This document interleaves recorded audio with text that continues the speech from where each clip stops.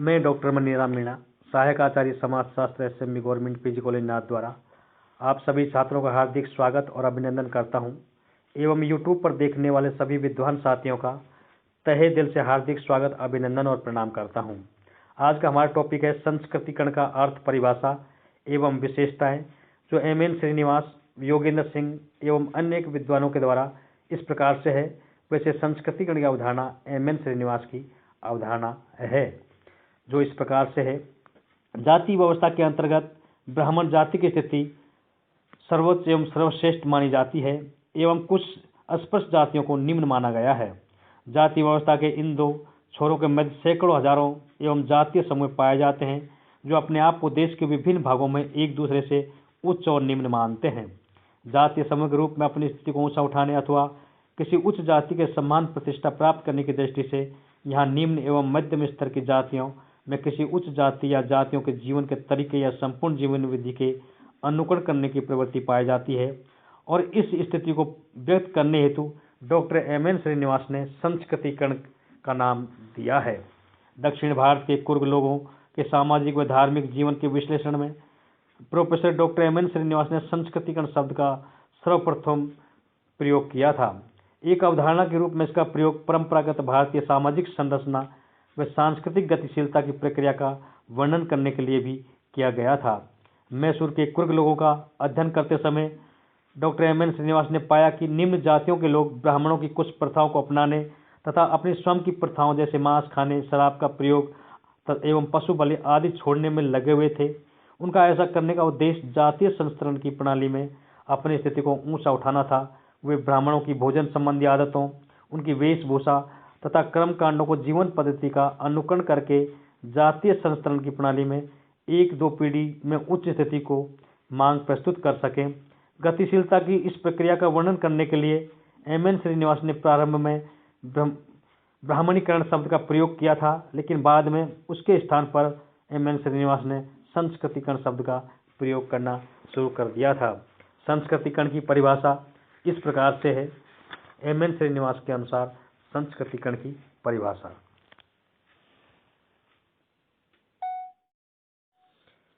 संस्कृतिकरण की परिभाषा एम.एन. श्रीनिवास के अनुसार संस्कृतिकरण की प्रारंभ में इस प्रकार परिभाषित किया गया।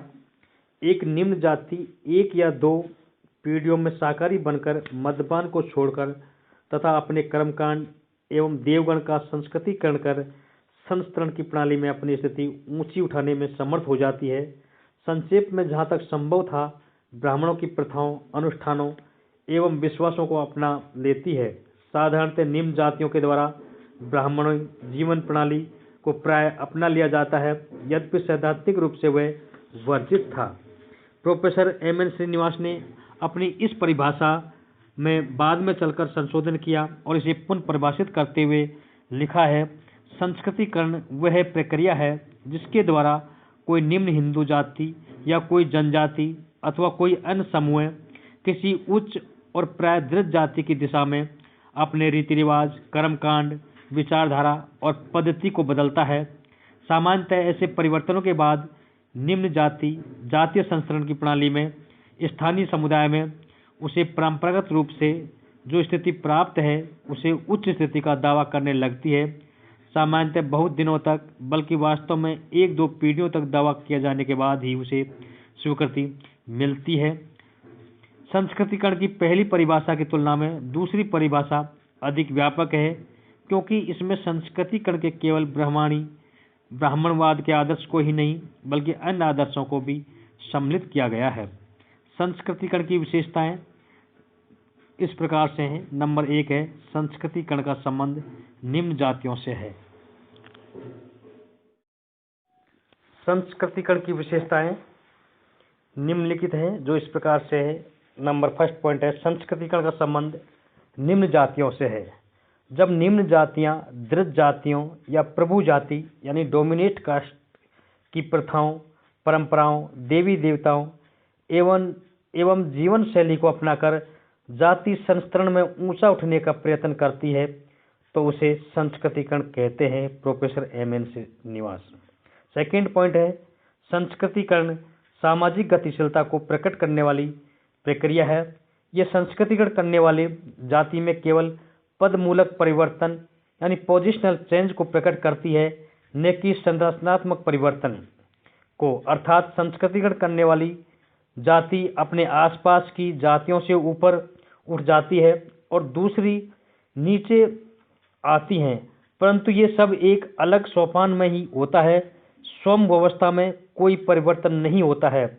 इसे अलग अलग जातियां तो ऊपर से नीचे उठी और गिरी या परंतु ढांचा वैध ही बना रहा। इस बात को स्पष्ट करने के लिए एम.एन. श्रीनिवास इतिहास इनके उदाहरण दिए गए हैं।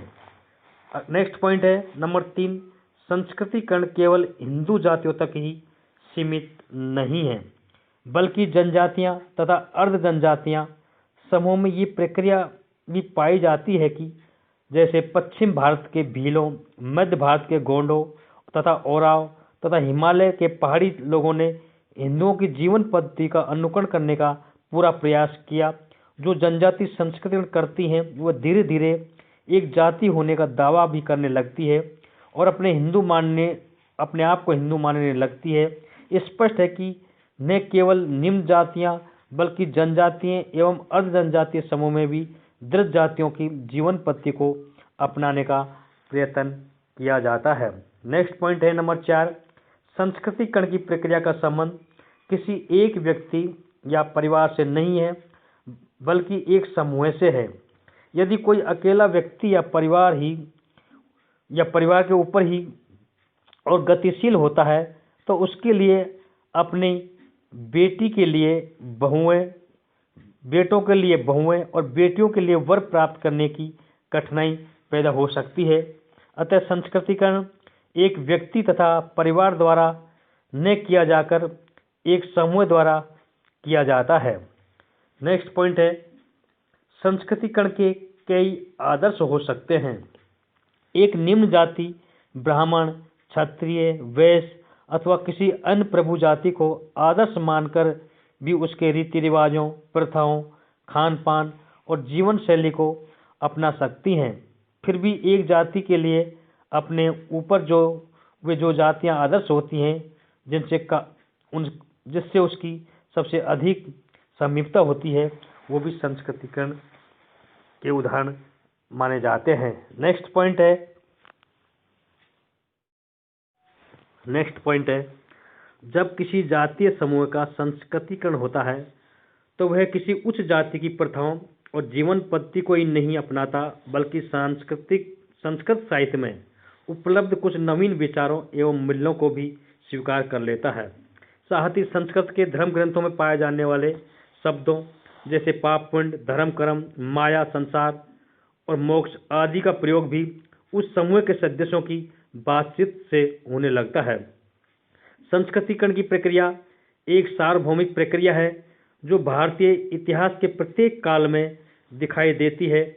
श्रीनिवास ने वैदिक काल से लेकर आज तक के समय में विभिन्न जातियों द्वारा ऊंचा उठने के प्रयासों का अनेक उदाहरणों द्वारा उल्लेख किया है। संस्कृतिकरण की प्रक्रिया के द्वारा सामाजिक पद में परिवर्तन के लिए निम्न जाति या 2 या 3 पीढ़ी पहले से ही अपना संबंध किसी उच्च जाति से जोड़ती है। डॉक्टर योगेंद्र सिंह संस्कृतिकरण की प्रक्रिया को अग्रिम समाजीकरण कहते हैं, अर्थात इसमें एक निम्न जाति किसी उच्च जाति की संस्कृति को इस आज्ञा से अपनाती है कि उसे इस जाति में सम्मिलित कर लिया जाएगा। संस्कृतिकरण की प्रक्रिया सामाजिक और सांस्कृतिक परिवर्तन की सूचक है। इस संदर्भ में मिल्टन सिंगर लिखते हैं, एम.एन. श्रीनिवास का संस्कृतिकरण का सिद्धांत भारतीय सभ्यता में सामाजिक और सांस्कृतिक परिवर्तन का अत्यंत विस्तृत रूप में स्वीकृत मानव शास्त्रीय सिद्धांत है। फिर भी यह समाज व संस्कृति में होने वाले परिवर्तनों का उल्लेख करता है। संस्कृतिकरण की प्रक्रिया निम्न जातियों की इस महत्वाकांक्षा का प्रत्ययन का सूचक भी है कि वे उच्च जातियों की जीवन शैली को अपनाएं और अपनी जातीय स्थिति को ऊंचा उठाएं। Professor M N. श्रीनिवास कहते हैं, संस्कृतिकरण की प्रक्रिया एक 2 तरफा प्रक्रिया है, अर्थात इसमें सदैव ही निम्न जातियां उच्च जातियों की संस्कृति को ग्रहण नहीं करती हैं, बल्कि उच्च जातियां भी निम्न जातियों की संस्कृति के कुछ तत्वों को ग्रहण करती हैं। डॉक्टर योगेंद्र सिंह इस अवधारणा को ग्रहण करने वाली प्रक्रिया कहते हैं जिसमें निम्न जाति उच्च जाति की पाप पुण्य कर्म धर्म कर्म माया संसार मोक्ष आदि की विचारधारा को अपनाती हैं। संस्कृतिकरण अनेक अवधारणाओं का एक गुच्छा है, जैसे ब्राह्मणीकरण, पर संस्कृति ग्रहण, अग्रिम समाजीकरण, अनुकरण आदि सभी अवधारणाओं के इसमें संस्कृतिकरण में अंग मौजूद हैं। हम आपको अगले वीडियो व्याख्यान में संस्कृतिकरण के आदर्श के बारे में बताने का प्रयास करेंगे। धन्यवाद। थैंक्स।